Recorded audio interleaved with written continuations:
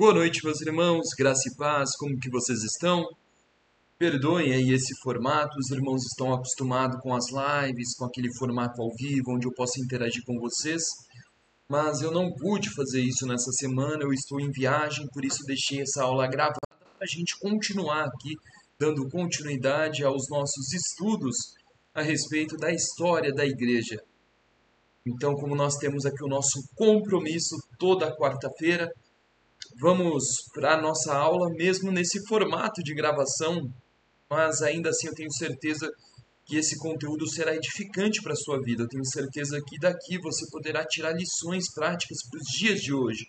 Pois quem não conhece a história, né, acaba fadado a praticar os mesmos erros do passado. Por isso, vamos comigo nessa jornada para conhecermos um pouco mais a respeito da história da Igreja do Senhor, aquela da qual o povo da aliança, que somos nós, fazemos parte. Então, entenda que cada estudo desse, que cada aula dessa é a minha história, é a sua história, é a nossa história. É a história do povo de Deus, é a história de como Deus agiu na vida do seu povo ao longo de todos esses anos. E na aula anterior vimos a respeito de Henrique VIII. Nós vimos ali como ele lidou, né, em relação à Reforma Protestante, onde de início ele se colocou como um inimigo da Reforma Protestante, recebendo até um título ali de honra, né, dado pelo próprio Papa como defensor fiel da doutrina católica. Mas acontece que, por conta de uma questão teológica ali que fez ele entender que o seu casamento não era válido e também por motivações políticas, visto que ele queria ter um filho homem para que herdasse o seu trono ali, o trono da Inglaterra, Henrique VIII se viu numa situação difícil, porque ele foi até o Papa, fez o pedido ali, provando ali através das escrituras que o seu casamento não deveria ter acontecido, e ainda assim o Papa rejeitou, porque, como falamos na aula anterior, o Papa estava mais preocupado em ficar bem com a França, com os germanos, principalmente a parte ali da Alemanha, né, que não tinha se curvado ao protestantismo. Então, a Igreja Católica, para tentar manter ali a sua autoridade, né, em meio à reforma protestante que estava abalando essa autoridade de Roma, preferiu não permitir que ele se divorciasse por conta da ascendência de sua esposa, que era parente ali do rei da Espanha, era parente ali do rei da Germânia, então ela tinha ali um sangue azul, um sangue real que ligava ela a outros reinos. Então, se o Papa desse ali o divórcio para o rei da Inglaterra, mesmo ele mostrando biblicamente com os argumentos teológicos ali corretos que invalidariam o seu casamento, ainda assim ele ele não ele não teria vantagem, porque a Igreja Católica iria perder a sua credibilidade frente a esses impérios que ainda continuavam fiéis a ela. Então, para não perder o seu poder, a sua influência, o Papa decide rejeitar o argumento bíblico ali que Henrique VIII apresentou por meio do reformador Thomas Cranmer, e isso faz com que Henrique VIII, aquele que antes era tido como defensor fiel da doutrina católica, rejeite o Papa, rejeite a Igreja Católica e abra as portas da Inglaterra para o protestantismo e, o mais importante, permitindo que a palavra de Deus em inglês seja distribuída para o povo. Então, aquela oração de William Tyndale, quando ele estava ali diante do patífaro, prestes a ser executado, e ele diz, com os olhos erguidos ao céu, que Deus abra os olhos do rei da Inglaterra. Esta oração for atendida e os olhos do rei da Inglaterra então se abrem, ainda que seja uma questão que foi movida aí por motivações políticas. Ele tinha essa preocupação de ter alguém para herdar o trono, para dar continuidade na sua linhagem real ali sobre a Inglaterra. Tinha também a questão política dele querer uma disputa de poder com a Espanha, com a França. A Inglaterra estava sempre um nível abaixo desses países.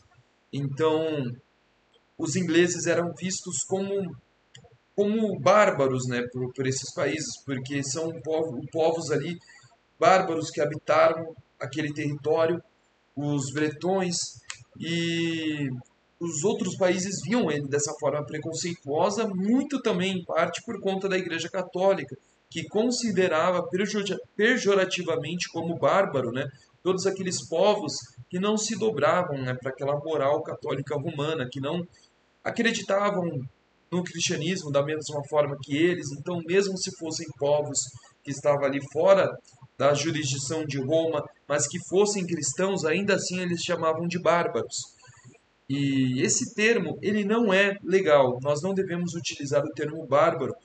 Primeiro, que ele é pejorativo. Segundo, que em termos de barbárie, de barbaridade, Roma fez tanta barbaridade quanto esses povos chamados de bárbaros.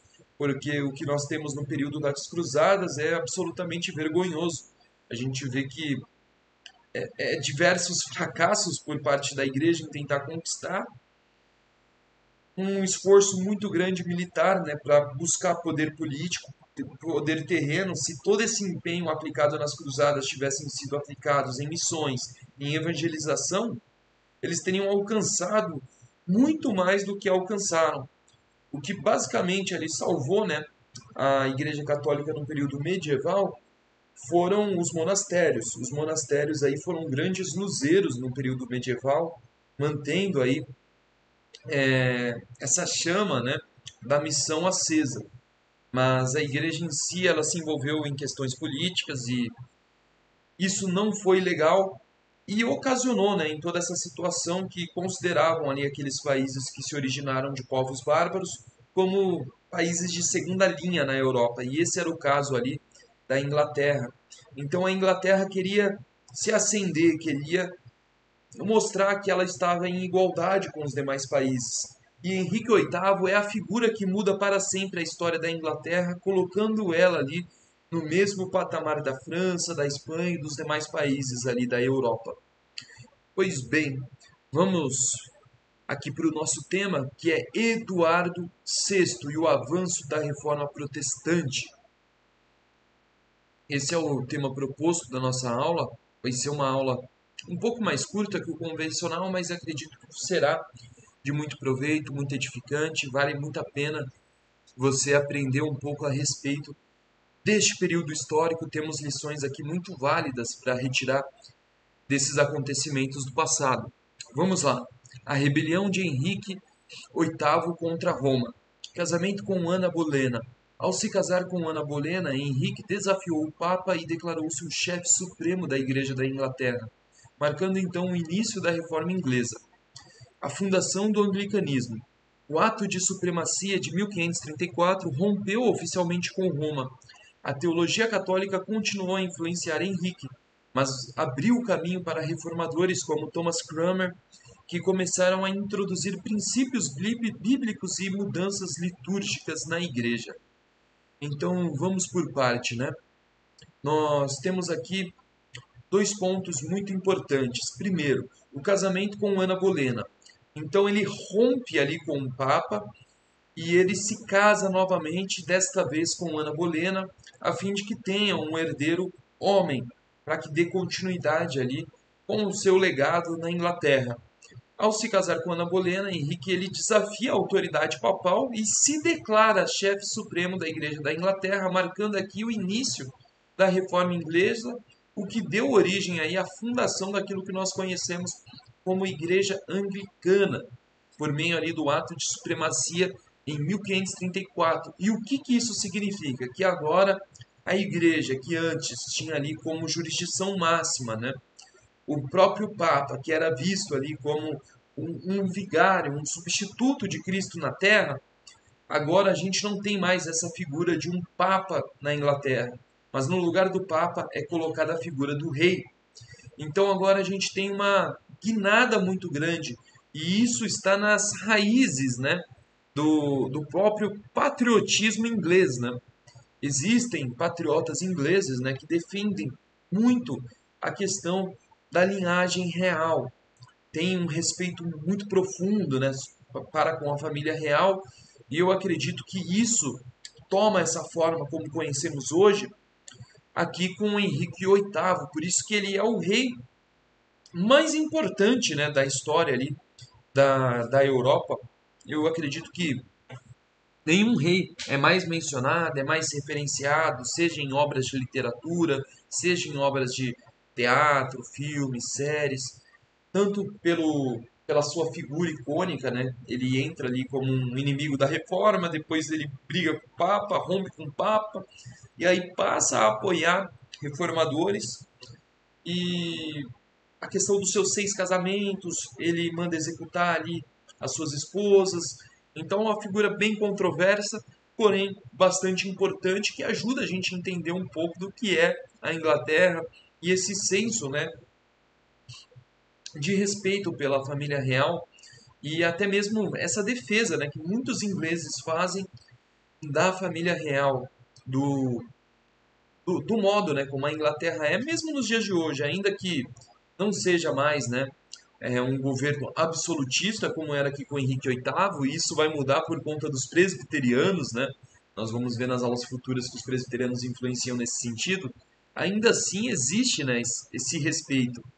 Por quê? Porque ele é a figura máxima da Igreja da Inglaterra. Então, o rei, agora ele não é apenas uma figura política, agora ele é uma figura que também é religiosa.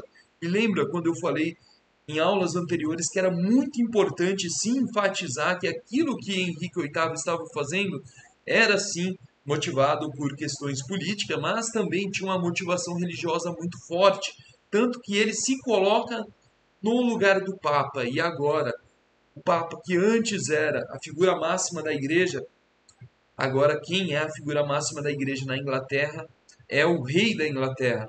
E agora é ele quem elege os bispos e coloca eles ali nos lugares mais influentes, mais importantes. Então o rei começa a resolver assuntos dentro da igreja e começa também a executar ali, né, a autoridade religiosa por todo o reino da Inglaterra. Então isso é muito importante. Mas ao mesmo tempo, né, em que essas questões humanas estão se desenrolando, agora ele permite com que a palavra de Deus seja entregue na mão do povo. Então o povo que antes estava na escuridão, estava nas trevas, agora eles têm acesso à palavra de Deus. Agora eles podem ler as escrituras em inglês.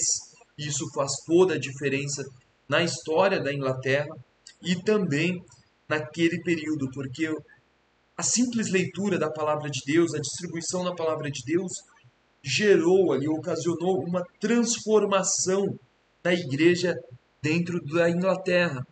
Uma transformação ali que marcou bastante, trazendo consigo aí mudanças significativas com princípios bíblicos e também mudanças na liturgia, ou seja, no culto. Primeiro, o culto que antes era realizado em latim, uma língua que a maioria do povo não entendia, agora poderia ser realizado em inglês.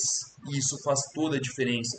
Porque pense comigo, se você fosse alguém do povo comum que não fizesse parte do clero, muito provavelmente você não teria um conhecimento do latim, e se você fosse à igreja participar de um dos cultos, você não ia entender a liturgia, você não ia entender os louvores e você não ia entender ali a pregação da palavra de Deus, porque era tudo em latim. E era tão bizarro que acontecia até mesmo de ter casos de padres, de pessoas do clero, que sabiam ler latim, mas não entendiam muito bem. Então eles seguiam ali lecionário, uma liturgia, faziam aquilo, liam aquilo, mas eles próprios não estavam entendendo o que eles estavam fazendo.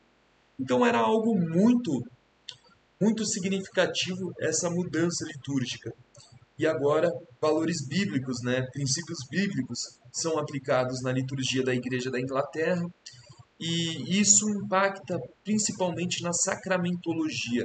Agora os cultos, eles não são feitos ali com uma ceia onde ocorre ali uma transubstanciação. Por quê? Porque na doutrina católica, os elementos da ceia, eles são transformados ali conforme aquele que está ministrando ali ministra as palavras. Então, o bispo, ele tinha o poder de, ao ministrar ali, que agora esse é o corpo e o sangue de Cristo, de transformar o elemento do pão em carne, e o elemento ali do vinho em sangue. Tanto que Os católicos eles falam que existiram, né, aí na história alguns milagres eucarísticos, onde eles pegam pedaços de carne e em estado de mumificação, de conservação, expõem ali como uma evidência clara de que aquilo foi um milagre eucarístico. E aí eles falam, não, mas foi lá um médico, foi alguém ali, uma autoridade externa da igreja e comprovou que o que está ali de fato é carne. Mas e daí? O que garante que aquela carne é um pedaço de pão que se transformou em um pedaço do corpo de Cristo? E mais, é um pedaço de carne em estado de putrefação que tem que ser ali conservado, senão apodrece. Então pensa só na blasfêmia e no escárnio que é você dizer que esse pedaço de carne apodrecido é o corpo de Cristo. É muito grave e muito bizarro também. Mas outra questão importante, agora uma questão histórica, né, é que os bispos, eles receberam essa autoridade de, de dizer essas palavras e transformar ali, quase que, entre aspas, de maneira mágica, né, os elementos ali no verdadeiro corpo, no verdadeiro sangue de Cristo, de forma literal. Então, a pessoa, o povo comum, esse que ia lá na igreja, não entendia nada do que estava acontecendo, ele entendia uma coisa, que o padre, que o bispo, ele tinha um poder, ele tinha uma autoridade, porque quando ele falava, o pão não era mais pão, agora o pão é Jesus Cristo. O vinho não é mais vinho, agora o vinho é o sangue de Cristo. Então entende como isso nivela as coisas. O povo comum, o povo leigo está abaixo. O clero está acima, ele é mais poderoso, ele está num grau acima. E você jamais vai alcançar o clero. Por quê? Porque você não entendia o que estava acontecendo, você não entendia a palavra, você escutava ali palavras num outro idioma que não era o seu nativo.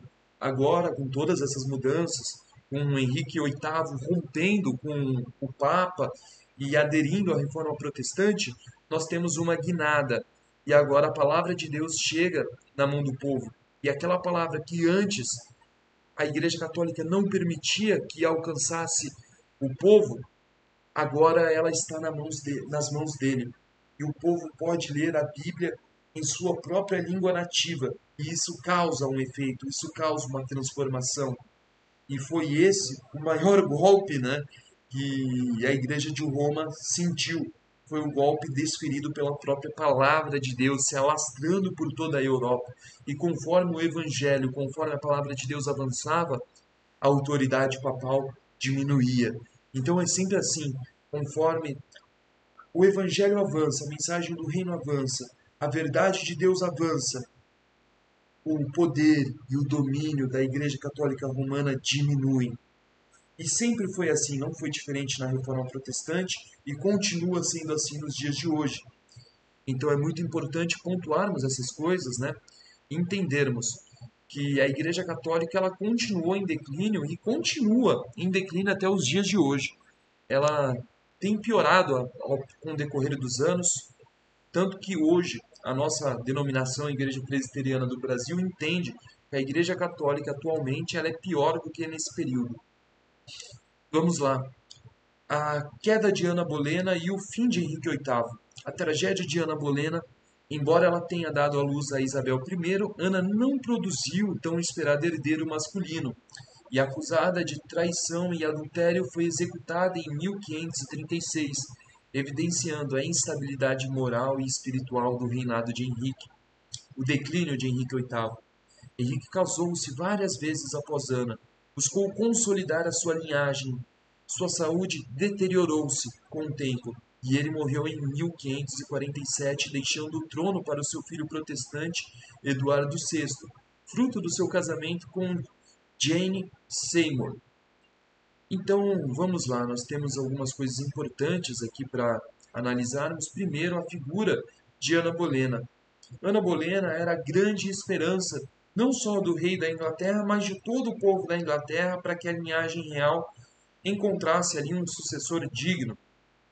Porém, apesar dos pesares, Ana Bolena não dá luz ao tão esperado filho homem, mas pelo contrário, dá luz a, a Isabel I, e ela era uma mulher, ela não era um homem que teria ali a primazia para herdar o reino.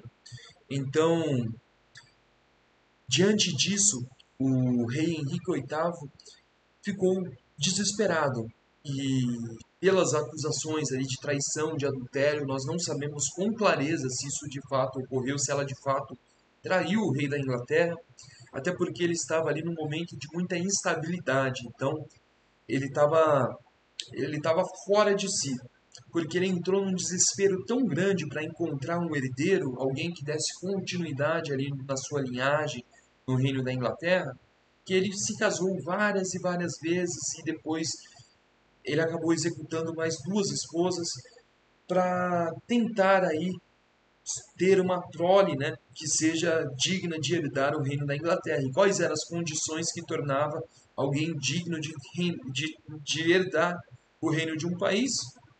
Nascer homem. Acabou. Era basicamente isso. Não poderia ser uma mulher. Então, a fim de consolidar a sua linhagem, era muito importante que fosse um homem, porque se fosse uma mulher, ela teria que se casar, né, com alguém que não fosse da família dele. Então, o, o sobrenome, né, a influência passaria para aquela outra família, entende? Então era muito importante que fosse a família dele, que fosse a linhagem dele, para que desse continuidade ali com o reinado sobre a Inglaterra. Mas isso não aconteceu e Henrique não logrou êxito nesse objetivo e ele morreu, mas deixou o seu trono para um de seus filhos, que foi Eduardo VI, que foi com um casamento com Jane Seymour, um dos vários casamentos que ele teve. E isso é muito triste, né? Porque esse casamento ele não foi conforme o que deveria ser, né? Da maneira correta como as coisas deveriam ocorrer, porque ele acabou entrando nessa situação que coloca ele como um rei moral, né? Que as pessoas gostam de pintar, de colocar ele como alguém que quis ali se casar com várias mulheres. Mas entenda, a questão dele não foi casar com várias mulheres a fim de satisfazer um prazer ali sexual ou algo do tipo. Não. Ele queria ali encontrar um herdeiro. Então esse foi o seu objetivo. Mas acontece que não deu muito certo, porque Eduardo VI assume o trono quando ele era apenas uma criança, se não me falha a memória, com exatos 9 anos de idade. Então isso é muito complicado, né?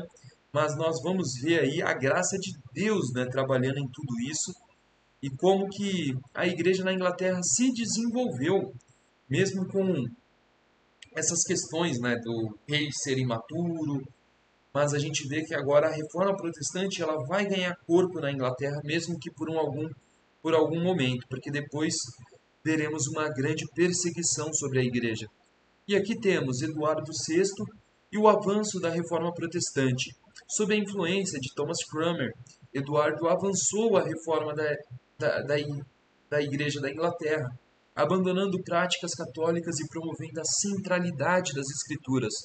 E a publicação do livro de oração comum trouxe a teologia reformada para o culto público, rejeitando então a missa e a intercessão dos santos. Mas nós temos aqui uma ameaça católica. A saúde frágil de Eduardo abriu caminho para a ascensão de sua meia-irmã católica, Maria I, que reverteria temporariamente os avanços protestantes. Então aqui nós temos uma situação um tanto quanto delicada, né? Primeiro que ele assume, né, a liderança ali do reino da Inglaterra e pelo breve período que ele se torna rei, ele se torna um rei muito bom e ele é quem promove ainda mais os avanços da reforma protestante na igreja e a reforma estava correndo de vento e polpa na Inglaterra sob a jurisdição de Eduardo VI. E ele estava ali sob a influência direta do reformador Thomas Cranmer, que era o conselheiro ali de seu pai e continuou sendo o seu conselheiro quando ele assume o reinado.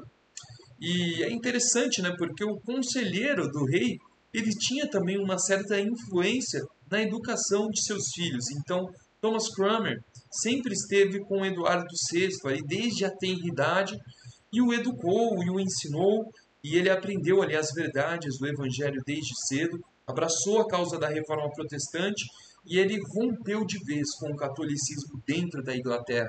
Ele promoveu a centralidade das escrituras na liturgia Ele apoiou a publicação do livro de oração comum, que foi escrito pelo Thomas Cranmer. A gente vai ver a respeito desse livro em aulas posteriores. E ele promoveu uma teologia reformada para o culto público. E ele rejeitou, então, ali por completo a missa católica, a intercessão dos santos. Então, aquela questão de que nós temos que interceder, né? Não diretamente a Deus, mas pelos santos dos passados, aqueles que morreram e agora fazem parte da igreja triunfante que está ali diante de Deus no céu. Ao invés de recorrermos a ele, agora ele falou que agora com Henrique VI, né, ele reafirmou a verdade bíblica de que nós podemos recorrer diretamente a Deus. E é muito importante falarmos disso porque os católicos romanos costumam dizer que eles fazem isso por uma questão de piedade. Eles acreditam que Deus ele é tão acima, tão grande, que eles não têm condições de chegar diretamente a ele e fazer um pedido, porque eles não se sentem santos o suficiente.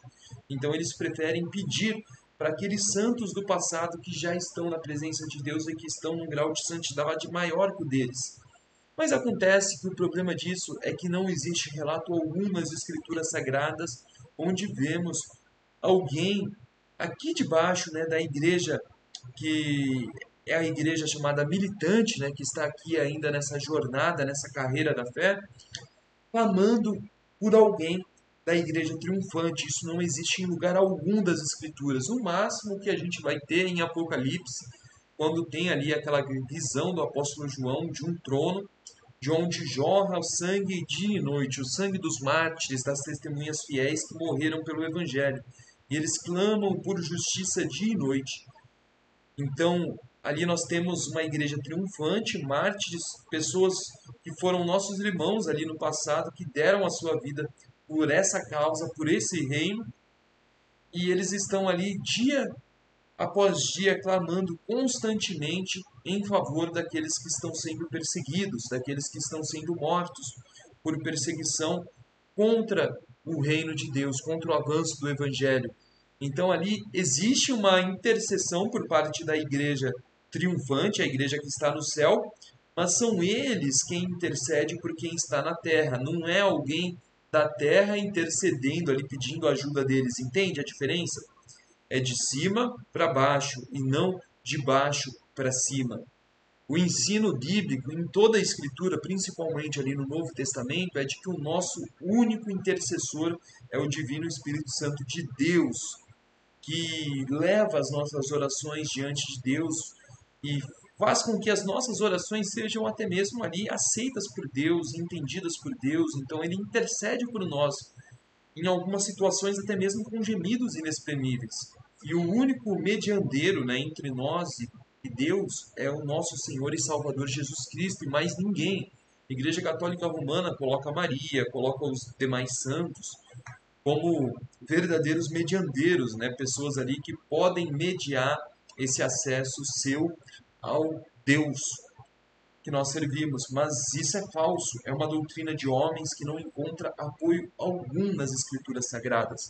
E uma doutrina muito problemática que tem ali o seu pezinho em livros que não fazem parte do cânon bíblico, livros que são apócrifos, então vem de uma tradição lá do judaísmo que nem mesmo o próprio judaísmo considera como livro canônico, como livro inspirado, e ainda assim, aquela intercessão que ocorre não é o mesmo tipo de intercessão que os católicos romanos fazem hoje. Ainda assim existe uma diferença. Então, eles têm ali uma, entre aspas, basezinha num livro fora da Bíblia, e ainda assim não é a mesma coisa, é um pouco diferente. Então, é até um pouco engraçado, né, quando o católico romano tenta encontrar base sólida nas escrituras para os seus dogmas, porque não tem, realmente não tem.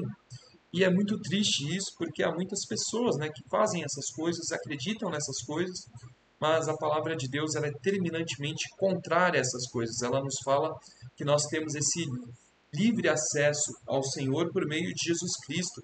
Então é Ele que nos reconectou com Deus, nos reconciliou com Ele.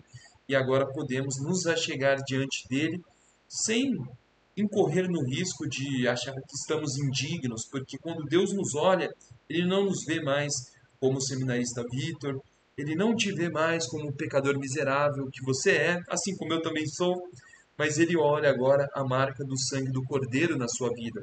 E ele vê ali os méritos de Cristo sendo aplicados em você, de tal modo que você não é mais visto como alguém que não consegue ali se achegar diante de Deus. Pelo contrário, a própria palavra de Deus estimula que você se achegue diante de Deus, que você ore, que você busque. Então, vai nessa de querer mediar com irmãos do passado que agora estão fazendo parte da igreja triunfante, porque isso não vai dar certo, não é uma coisa que a palavra de Deus nos autoriza a fazer, portanto, nós não fazemos. Se a Bíblia não manda, nós não fazemos. Porque se a gente for entrar no mérito, né, do argumento de que, mas a Bíblia também não condena, a Bíblia também não fala nada contra, se for assim, a gente vai aprovar tudo que for bizarrice, porque tem muita coisa que as pessoas fazem hoje, né, dentro de igrejas, que a Bíblia também nem fala a respeito, até por questão de anacronismo, dos autores bíblicos não tratarem essas questões, mas nós, como presbiterianos, como reformados, nós seguimos uma coisa que é o princípio regulador de culto,